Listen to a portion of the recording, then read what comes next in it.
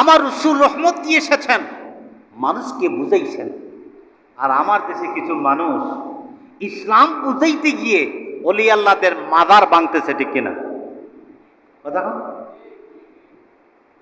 যারা মাজার বানাইছে, যারা বিদআত করে অপকর্ম করে, এটা তো তাদের দোষ। যেই মাজারের ভিতরে একজন ওলি আল্লাহ শুয়ে আছেন, তার তো দোষ হতে পারেন না। শাহজালাল কি বলছেন আমার নামে ঢোল বাজাও, গান বাজাও?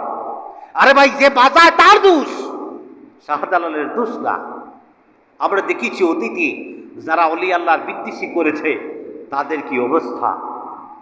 এই দেশে 15 থেকে 17 বছর জ্বালা জুলুম নির্যাতন করেছে, অন্যায় অবিচার করেছে, আমরা তাও দেখেছি তাদের কি অবস্থা হয়েছে।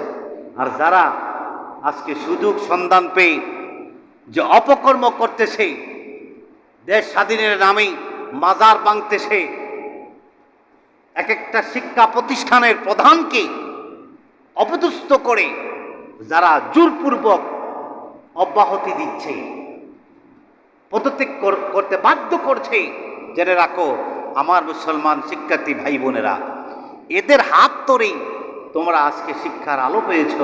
আর এই আলো তো তোমাদেরকে তারা শিক্ষা দেয় নাই। আমরা জানি শিক্ষা জাতির মেরুদণ্ড। কোন শিক্ষা? সুশিক্ষা।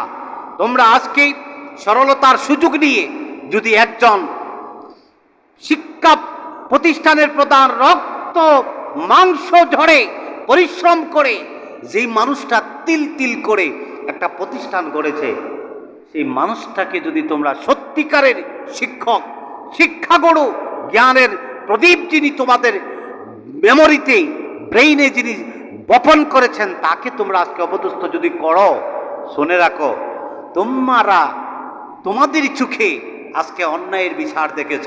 তোমরাও যদি সেই অন্যায় কোনো মানুষের পায়তারার কারণে ব্যক্তিগত স্বার্থ, দলগত স্বার্থ হাসিলের জন্য যদি করে থাকো, খোদার কসম করে বলি, আজকে জুমার দিন, জুমার আলোচনায় বলতেছি, তোমাদের এই অবস্থা নয়, আরো বড় খারাপ অবস্থা হবে, আরো ভয়াবহ খারাপ অবস্থা হবে। আমার মুসলমানগণ,